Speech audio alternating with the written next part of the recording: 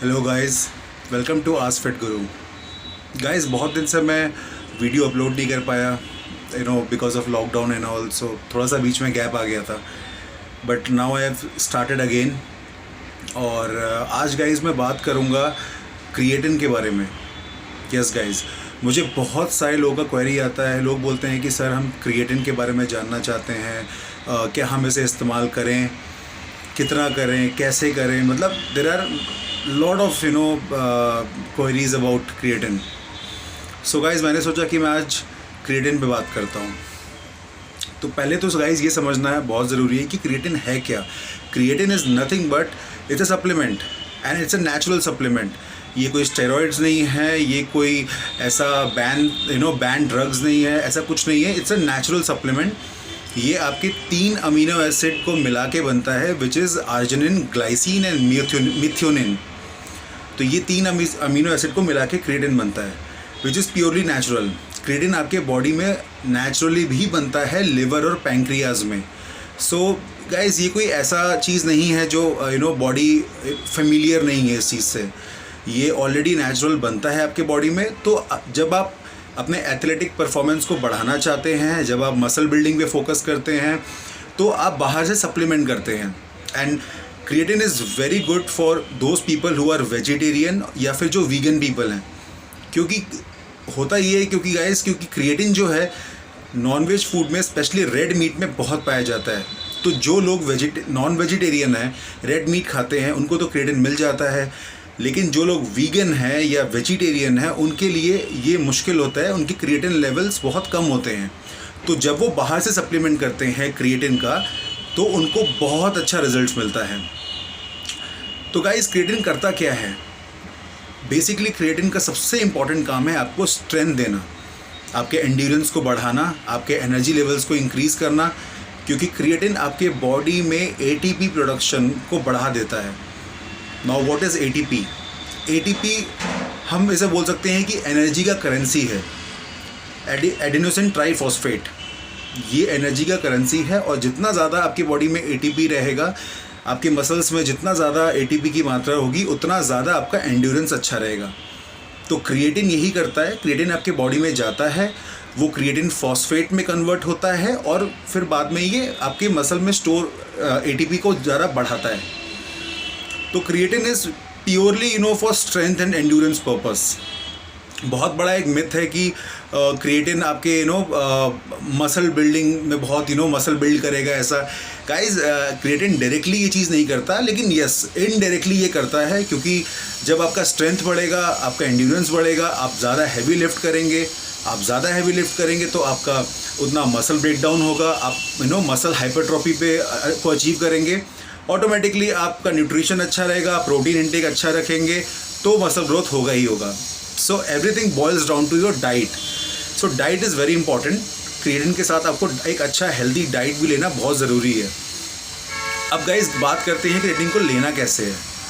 Guys, इस बारे में बहुत कन्फ्यूजन है। कुछ लोग बोलते हैं आप पहले लो वर्कआउट के, कुछ लोग बोलते हैं बाद में लो, कुछ लोग बोलते हैं रात में लेना चाहिए। तो बट और इवन जो सप्लीमेंट इंडस्ट्रीज़ है, तो अगर आप सप्लीमेंट को देखेंगे, क्रिएटिन के सप्लीमेंट के बॉटल पे, तो इट्स रिटन दैट कि लोडिंग फेज करना चाहिए, जिसमें आप 5 या 7 दिन आप 20 ग्राम क्रिएटिन डेली लेते हो। उसके बाद आप मेंटेनेंस लेवल पे आते हो और 5 ग्राम पोस्ट वर्कआउट लेते हो। लेकिन गाइस, ऐसा कोई it's not a mandatory rule, ऐसा कुछ नहीं है। आप लोडिंग फेज नहीं भी करेंगे तो कोई इशू नहीं है, आपको रिजल्ट तब भी आएगा। And I don't recommend anyone to do loading phase. Loading phase करने का एक ही फ़ायदा है कि मतलब आपके बॉडी में जो क्रिएटिन के लेवल्स हैं वो बहुत जल्दी सैचुरेट हो जाते हैं, आपकी बहुत जल्दी उस लेवल्स आपके बढ़ जाते हैं। तो जितना जल्दी आपका लेवल बढ़ेगा, आपको रिजल्ट्स ज़्यादा जल्दी दिखने शुरू होंगे। जैसे अगर आपने लोडिंग फेज किया तो आपको 7 दिन में ही आपकी बॉडी में वो क्रिएटिन के जितने भी जो एनर्जी और जो स्ट्रेंथ के जो बेनिफिट्स आपको दिखने लगेंगे। अगर आप नहीं भी करते हैं तो थोड़ा वक्त लगेगा, 10-12 दिन लगेगा, लेकिन ऐसा नहीं है कि आपको रिजल्ट नहीं आएगा। सो ये टोटली मिथ है कि लोडिंग करना कंपलसरी है। It's not at all compulsory guys. बहुत सारे लोग को लोडिंग करने में प्रॉब्लम होता है, स्टमक इश्यूज़ हो जाते हैं, ब्लोटिंग हो जाता है, पेट खराब हो जाता है, तो it's better to avoid, just keep it 1 serving post your workout. Workout के बाद ले सकते हैं, वर्कआउट के पहले भी ले सकते हैं। लेकिन गाइज यहाँ पे मैं एक बात बोलना चाहूँगा, क्रिएटिन जब भी आपकी बॉडी में जाता है तो वो इमीडिएटली काम नहीं करता है।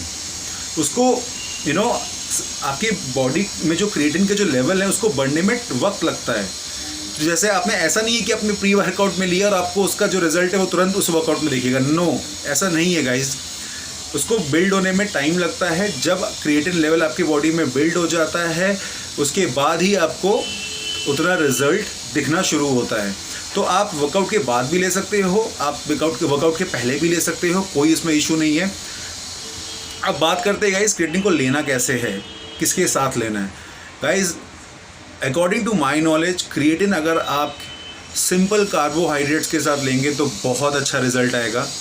क्रिएटिन को एब्जॉर्ब होने के लिए बॉडी में आपके मसल्स में जितना ज़्यादा क्रिएटिन एब्जॉर्ब होगा उतना ज़्यादा अच्छा रिजल्ट आएगा। उसके लिए आपके इंसुलिन हार्मोन का स्पाइक होना बहुत ज़रूरी है।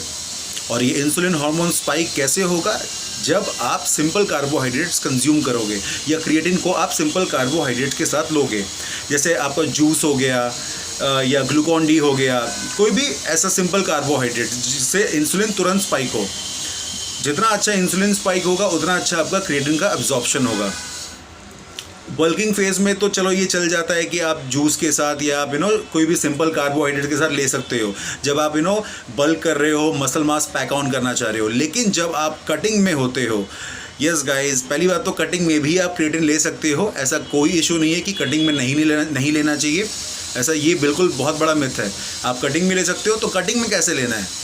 कटिंग में आपको शुगर के साथ लेने की कोई ज़रूरत नहीं है। कटिंग में आप अपने वे प्रोटीन शेक के साथ आप उसे मिक्स करके ले सकते हो, क्योंकि वे प्रोटीन भी इंसुलिन को स्पाइक करती है।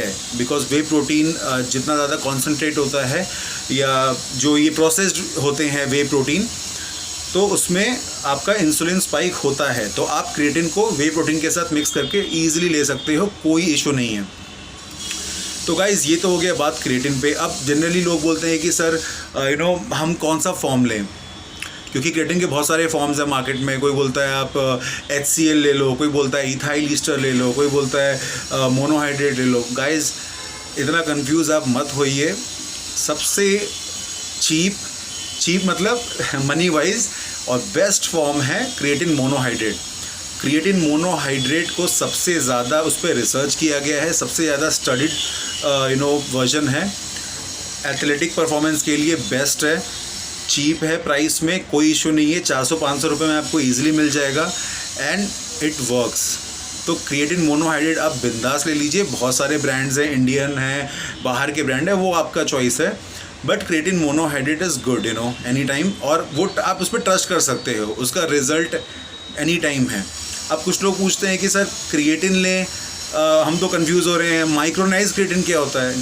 गाइस माइक्रोनाइज क्रिएटिन का मतलब यही है कि उसके जो पार्टिकल्स हैं उसको और ज़्यादा फाइन किया गया है ताकि उसका एब्जॉर्प्शन और ज़्यादा अच्छे से हो सके और आपको स्टमक डिस्कम्फर्ट ना हो। तो माइक्रोनाइज थोड़ा सा कॉस्टली होता है। जैसे माइक्रोनाइज क्रिएटिन मोनोहाइड्रेट मिलता है वो थोड़ा सा कॉस्टली होता है, बट उसका ऐसा कुछ नहीं है कि आप नॉर्मल वाला भी लोगे तो आपको रिजल्ट नहीं आएगा। गाइज ऐसा प्लीज़ ये सब ना सोचें, आप पॉजिटिव होकर ख़रीदें, इस्तेमाल करें, रिज़ल्ट ज़रूर आएगा। और बाकी गाइज आपकी जो भी क्वेरीज़ हैं, डाउट्स है क्रिएटिन के ऊपर, आप मुझसे पूछ सकते हो।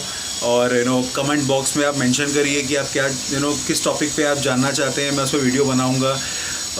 सप्लीमेंट के बारे में या कोई परफॉर्मेंस इन्हांसर्स के बारे में, व्हाटएवर गाइज। तो आप मुझे मैसेज करिए, आपके मैसेज का मुझे इंतज़ार रहेगा। आपके कमेंट ज़रूर पढ़ूँगा गाइज मैं। And don't forget to subscribe my channel, like करिए वीडियो को, जितना हो सके इसको शेयर करिए गाइज, और ऐसे ही प्यार देते रहिए गाइज। Thank you.